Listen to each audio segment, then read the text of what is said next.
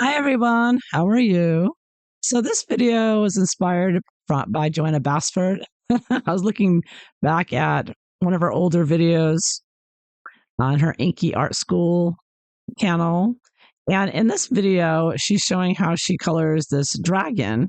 And she used some watercolor pencils. And let me see where it is here. Oops. Video changed on me. Don't you hate when that happens? YouTube changes the video on you. Okay, so it's right here. So this book, How to Color Dragons.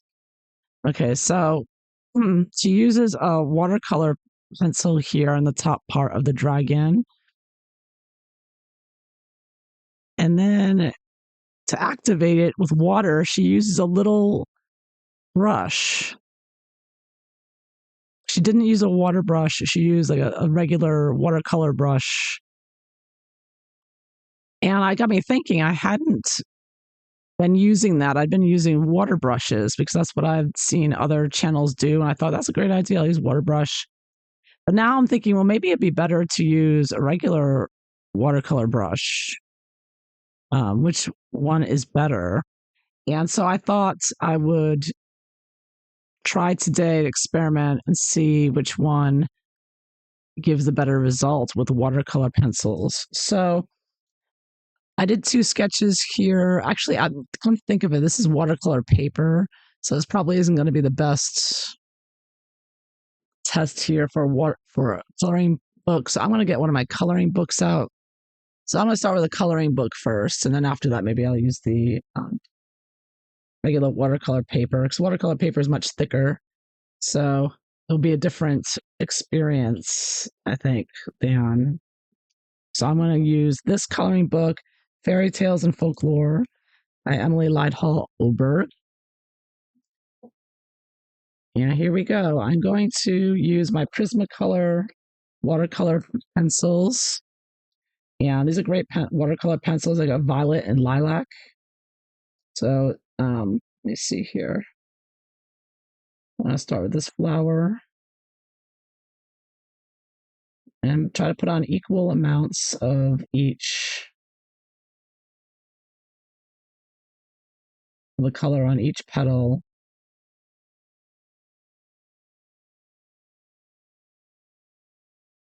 Let's see how it goes.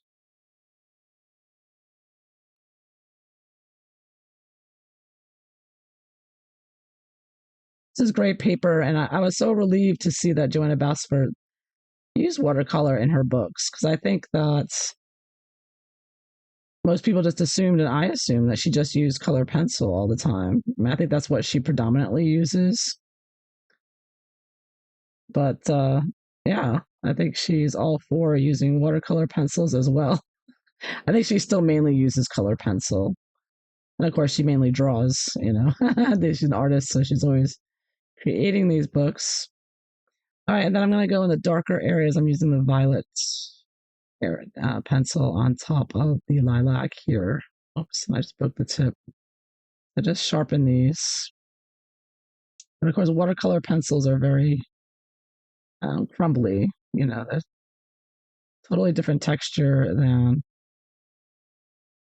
color pencil. They're very kind of chalky feeling when you put them on.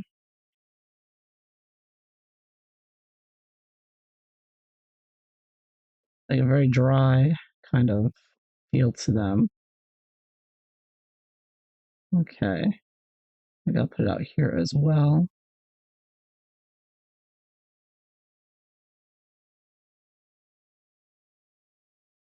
All right.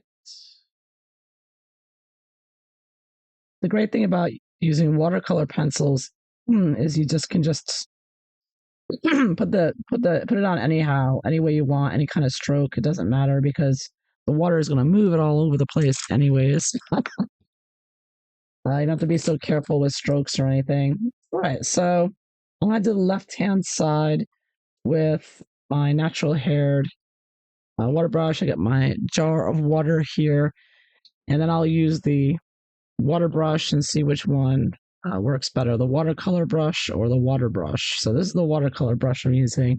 And she says it is very dry, so I'm dabbing it off my paper towel first. make sure any excess water is gone, and then using that, starting with the light color first, and then going into the darker color. This is a large petal, so I have to re-wet it a few times, I think.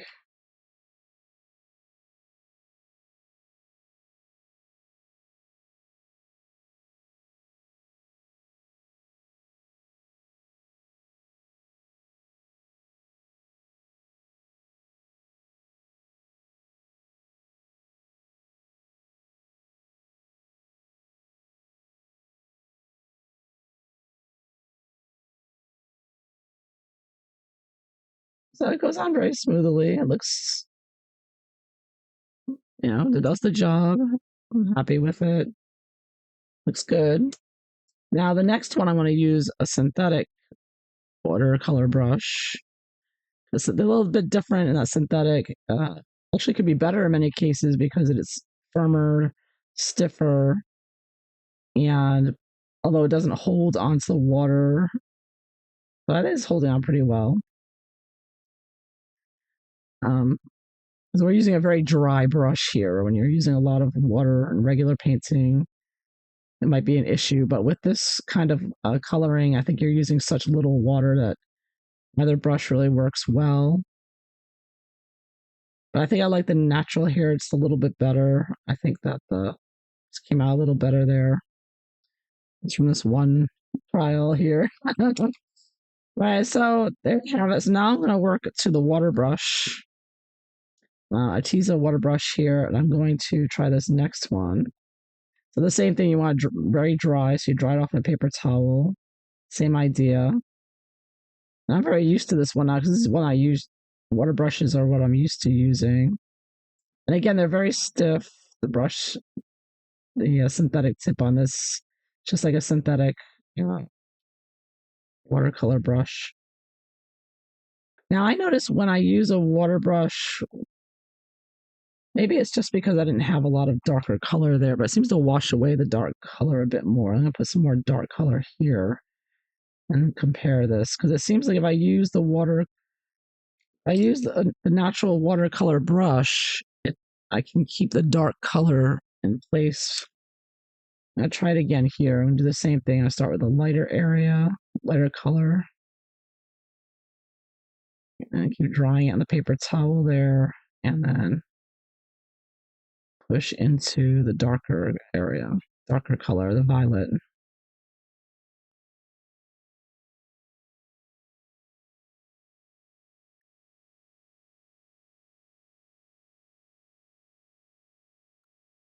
Yeah, it seems like when I use the water, I could have used a lot of color. Maybe that's why it's darker. But they're both equally easy to use, I think. But okay, so this brush I think kind of waters down even after you dry. So when I dry this on the paper towel, there's still gonna be like a little bit of leakage, like a teeny tiny bit. This is so wet. It's a large brush. You compare.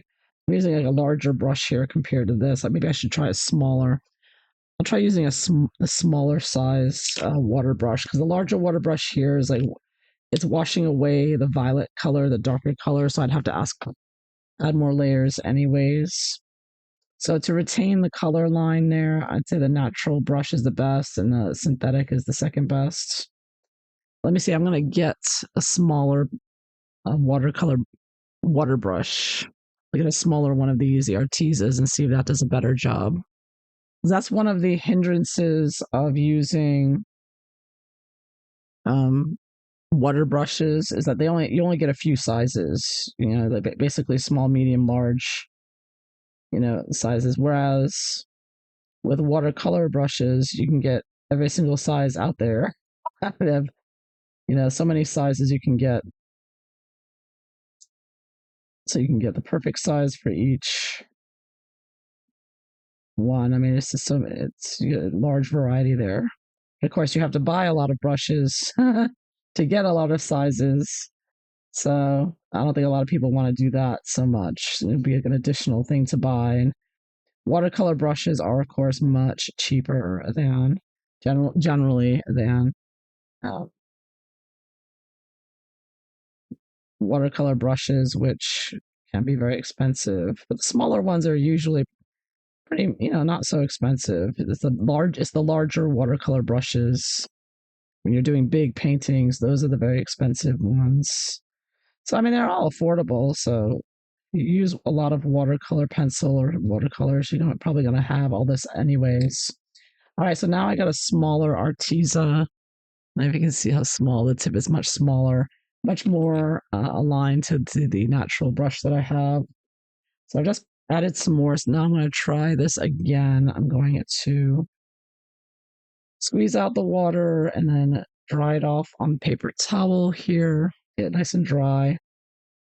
And I'm going to do the light part of this one, but still see a little bit of water comes out of it, even after I've dried it. I dry it again. So that even when I'm coloring the darker area, that water, no matter what, there's always water seeping out of this. It's always seeping. Yeah. So that's going to be a negative with painting like this with two colors.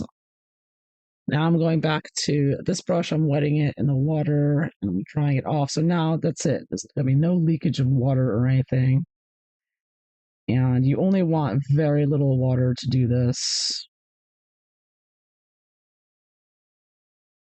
Yeah. So I think Joanna Bassford is right. Let me see here. Still, I got a little bit. Maybe I didn't dry this off enough. It's moving this around too.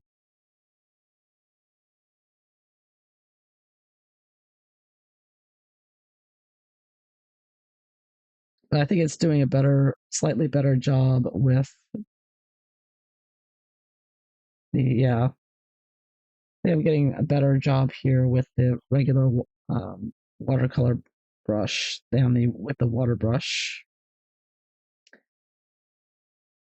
It's just you can get excellent results with the water brush, but if you have little details here, little things you want to color, like the dragon or like this flower, and you want a lot of detail to keep things neat in little spaces, you're gonna a little brush like this, a regular watercolor brush is better. You just don't have that seepage of water. I mean, it's barely perceptible, and I'm going to use the synthetic brush now. It's barely perceptible. You dry off the water brush, and it seems okay, but even just a little bit of leakage ruins not ruins it, but moves around the water so much, moves around the paint. So both the natural haired and the synthetic hair work really well. Both the synthetic and the natural brushes work better than a water brush in small areas like this. Now, if I was doing a whole background with like Neo Color 2 or something, like a lot of color, I wouldn't use little brushes like this. That's where I would go to the water brush because that extra water coming through actually helps when you're using thick material like Neo Color or something.